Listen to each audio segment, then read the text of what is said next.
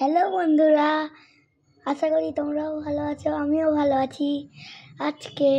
আজকে পাপা বানাবে mix fried rice, তোমরা দেখতে থাকো। দেখো আমার ছেলে ইন্ট্রো দিয়েছে, ওর খুব শখ ছিল, মানে দেবো করছে, তাই বললাম ঠিক আছে তুই বল। তোর বলা হয়ে গেছে, এবার চলো ফেরা যাক রান্নাতে। এদিকে চিকেনটা ভালোভাবে ধুয়ে নুন আর গোলমরিচ দিয়ে ভেজে নিয়েছি, কিছুটা পনিরও ভেজে নিয়েছি, সেই তেলের মধ্যে কিছুটা গাজর ভেজে নিয়েছি, এদিকে ক্যাপসিকামটাও ভেজে নিলাম, আর দুটো ডিম ফাটিয়ে নুন আর গোলমরিচ দিয়ে ওটাও ভেজে নেব। তোমরা চাইলে চিংড়ি মাছও দিতে পারো, যেহেতু আমাদের ওটা অ্যালার্জি তাই আমরা দিইনি। আর এদিকে আরও তোমরা ভেজিটেবলস দিতে পারো, আমার এইটুকুই ছিল, আমি তাই এইটুকুই দিয়েছি। আর এদিকে রসুন আর পেঁয়াজ সেটাও ভেজে নিয়েছি। এখানে তোমরা পেঁয়াজের বদলে পেঁয়াজ পাতা দিতে পারো, আমি পাইনি তাই দিইনি, এগুলো ছিল আমার সামনে তাই আজকে মনে হলো যে আজকে বানানো যাক, তাই যেটুকুই ছিল ঘরের মধ্যে সেটা দিয়েই বানিয়েছি। আর এদিকে চালটা 1 ঘন্টা আগে ভিজিয়ে রেখে দিয়েছিলাম, গরম জল বসিয়েছি, সেই জলটা গরম হয়ে এলে তাতে নুন আর সাদা তেল দিয়ে দিলাম, তারপরে চালটা দিয়ে দেবো। এটা নুন আর সাদা তেলটা দেওয়ার কারণ হচ্ছে যাতে চালগুলো ভেঙে না যায়, ভাতটা ঝরঝরে হয়।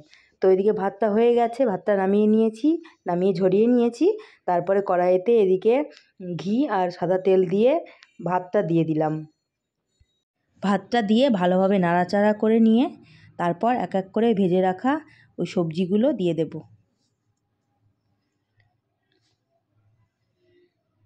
দেখো সবজিগুলো দিয়ে দিয়েছি, তারপর হচ্ছে ভালোভাবে এটাকে মিক্স করতে হবে, অনেকক্ষণ ধরে ভাজতে হবে।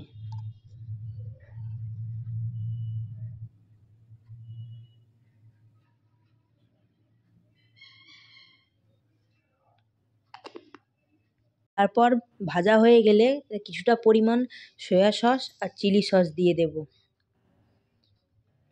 এটা দিলে কি হয়, খেতে অনেকটা টেস্টি হয়।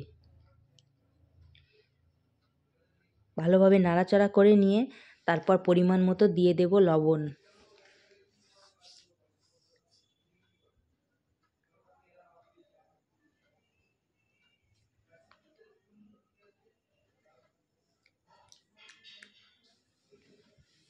দেখো অনেকক্ষণ ধরে ভাজতে হবে, যতক্ষণ না এই কালারটা আসবে ততক্ষণ, সুন্দর কালার আসবে।